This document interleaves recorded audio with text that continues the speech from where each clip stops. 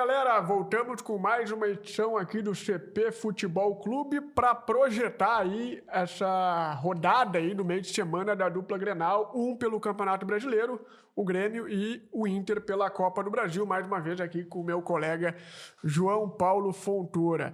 Começar pelo Grêmio, que é um pouquinho mais cedo, meia hora mais cedo, né? 6h30 lá no Centenário, em Caxias do Sul. O Grêmio que já está na Serra Gaúcha, nesse momento que a gente está gravando esse programa, e o Grêmio que tem pelo menos 2 retornos importantes, né? O Marquezin, que é o goleiro titular do Renato, o Renato já falou sobre isso, deu uma baita de uma polêmica, né, na semana passada aí sobre esse assunto, e também o Kahneman, que foi poupado contra o Juventude, e aí é uma realidade muito parecida com o Jeromel, né? Porque a gente vai falar aqui que o Jeromel, por exemplo, não viajou para Caxias e está fora do jogo contra o Cruzeiro, é um dos desfalques deste Grêmio contra o Cruzeiro, porque o Jeromel, a exemplo do Kahneman, eles não conseguem fazer 2 partidas seguidas num curto espaço de tempo. Até o Renato falou 2 partidas em 3 dias, né? Na mesma semana. Então, além do Jeromel, nós temos o Grêmio tem mais 4 desfalques, né?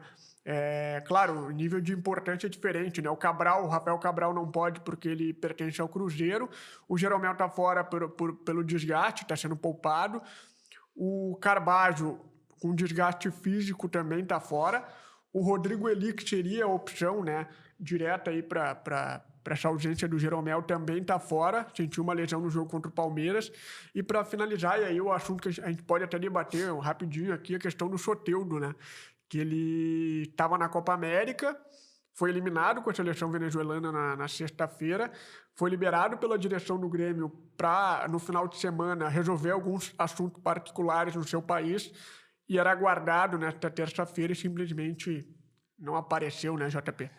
Não apareceu, Lucas, e eu até avalio esse episódio aí. O que mais me chama a atenção até o momento que a gente está fazendo essa gravação é a falta de satisfação dada ao torcedor em relação ao Soteldo, né? Não foi publicado nenhuma nota, nenhuma manifestação. Teve uma linha. Enquanto isso não ocorre, o torcedor pode ficar pensando muita coisa. No teu caso, que é o setorista do Grêmio, vai atrás da informação, né? Não é fácil nesse tipo de momento, quando as coisas acontecem assim, longe, né? Porque o Soteldo estava voltando da Copa América e não voltou, pelo menos por enquanto, para o Brasil, para se representar, mas é só mais um ingrediente desse não vou dizer um caldeirão, mas tá fervendo a coisa fora de campo para o Grêmio, e o jogo não é fácil, ao contrário, o Cruzeiro vem bem no Campeonato Brasileiro. Os desfalques já foram todos elencados por ti aí. O Soteldo seria um acréscimo importante, não só pela qualidade técnica, mas pelo fator experiência, né? O Grêmio, tu vê como o futebol é dinâmico. Uma semana atrás o Grêmio estava no mesmo Centenário enfrentando o Palmeiras, depois divide uma vitória contra o Fluminense. E se fosse cogitado ao Grêmio a hipótese de, antes do jogo do Palmeiras, empatar teria sido um bom resultado no combo anterior. O 2-2 passou a ser um resultado ruim do jeito que aconteceu. O Grêmio é goleado no final de semana e agora enfrenta o Cruzeiro. Diferente do jogo que a gente imaginava contra o Palmeiras, que podia até empatar, o empate contra o Cruzeiro muito péssimo resultado. Né? E o Grêmio, para terminar, o Grêmio não joga o final de semana no Brasileiro, ou seja, um eventual insucesso, além de permanecer na zona do rebaixamento, vai ficar mais tempo ainda, porque não tem jogo no final de semana do Brasileiro. Né? Exatamente. E aí até comentar sobre o Soteldo ainda, porque acabou que foram colocadas algumas fotos, né, nas redes sociais dele na praia com os amigos. Isso pegou muito mal, né? Tanto o torcedor como internamente. Não foi bem digerido essa questão do Soteldo, né? Para o Grêmio, eu acho que o Grêmio daria muito mais sorte na agenda da semana se o jogo dessa quarta-feira fosse com o Operário, em tese mais fácil, para uma outra competição, carimbaria uma classificação, digamos assim, né? Se recuperaria animicamente e enfrentaria o Cruzeiro mais motivado. Agora, digamos que não aconteça uma vitória, que eu acho que é bem possível que aconteça, o jogo contra o Operário tem outro contorno. Exatamente. Tem outro contorno, né? Mas o assunto Operário é mais adiante. E depois ainda tem uma sequência com São Paulo fora de casa. Então aí é bem complicado essa situação do Grêmio aí, mas como o JP já falou aí, o Grêmio pode sair da zona de rebaixamento, basta uma vitória E porque o Cuiabá, que seria o confronto, o outro resultado que o Grêmio dependeria, né? O Cuiabá jogaria com o Juventude, que foi adiado o jogo, porque o Juventude vai jogar a Copa do Brasil com o Inter. Então o Grêmio precisa apenas de uma vitória para deixar a zona de rebaixamento. O Grêmio que já está 7 rodadas já, né? Nessa zona de rebaixamento. Só trazer rapidinho um provável Grêmio aí, pelo que a gente consegue apurar aí. Com o Marquezinho no gol, João Pedro na lateral direita, Gustavo Martins sendo mantido, já que não tem o Rodrigo ali para ser substituto do Jeromel, ao lado do Kahneman e o Reinaldo na lateral esquerda.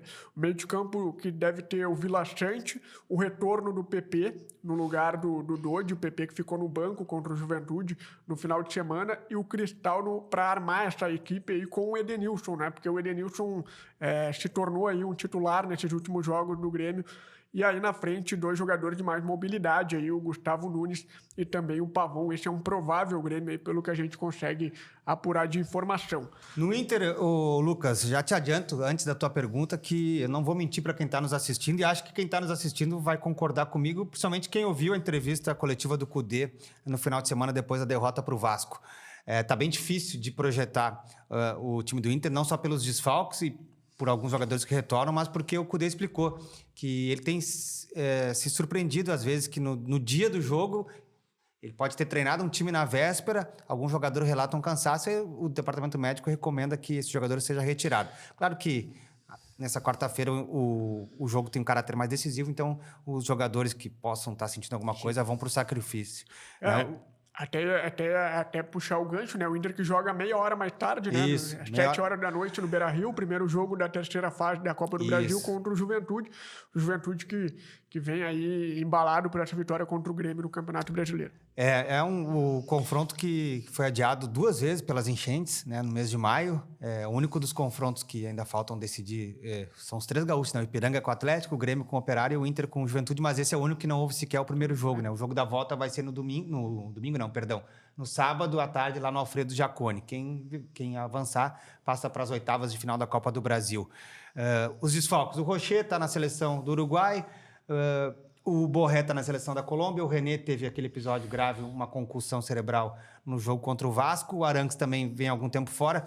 A dúvida que eu estou trabalhando, eu não vou mentir para quem está nos assistindo, eu não faço nenhuma aposta em quem vai jogar. Eu acho que o Kudê vai ser, não vou dizer cauteloso, mas o forte do Juventude, o Kudê sentiu na pele isso, foi a marcação nos jogos do Campeonato Gaúcho. Então eu estou imaginando que ele possa jogar com um meio-campo mais reforçado e deixar o Wanderson, por exemplo, para o segundo tempo. Um outro personagem nesse jogo é o Antony, né? Não joga desde o jogo contra o Juventude na ida da semifinal do Gauchão, 17 de março. É mais de 100 dias fora, né, sem atuar. Porque o Fabrício não pode jogar a Copa do Brasil, né? Jogou contra o próprio Inter, né? Isso, na segunda fase. Vamos imaginando aqui, Antony, Bustos, Vitão, Fernando e Robert Renan, Rômulo, Bruno Henrique, e aí Bruno Gomes ou Thiago Maia, que a gente não sabe também se participou do treino ou não, e o Alan Patrick fechando o meio campo. Wesley e Valência que retorna e dá outra cara pro ataque do Inter. Isso é que eu estou imaginando que possa acontecer. Não é que eu aposte, não. Já tenho pouco dinheiro. Se tivesse que apostar, claro, não apostaria. E eu concordo com a tua visão, porque foi um jogo de Juventude no Campeonato Gaúcho, usou muito a questão física, né? A força física no meio campo. Então, acho que tem uma ideia aí, né? E acha... Também imagina esse cenário, porque o torcedor colorado vai ficar bravo comigo, mas... o Inter precisa classificar, e essa classificação não tem como sair amanhã, né? Não sei por uma eventual goleada, mas não perder e empurrar a decisão para o Jaconi, eu não acho de todo ruim, né? Porque o Inter está com um ambiente muito pressionado, então, né, nessas horas tem que estancar, né? Óbvio que o melhor é vencer, nem se discute isso, mas eu acho que ser mais prudente, coisa que o Kudê até não é costumeiro a fazer, né? Ele é um cara que, e eu gosto disso, ele é um cara que parte para frente, ele tem peças para isso, mas eu acho que amanhã ele pode fazer isso.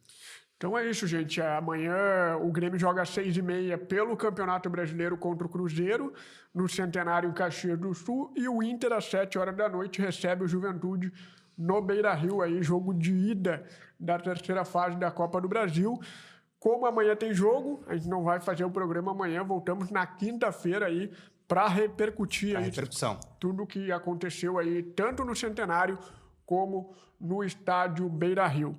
Tá bom, gente? Voltamos numa próxima, deixa o like, se inscreva aí no canal, ativa o sininho e voltamos na quinta-feira. Tchau, tchau.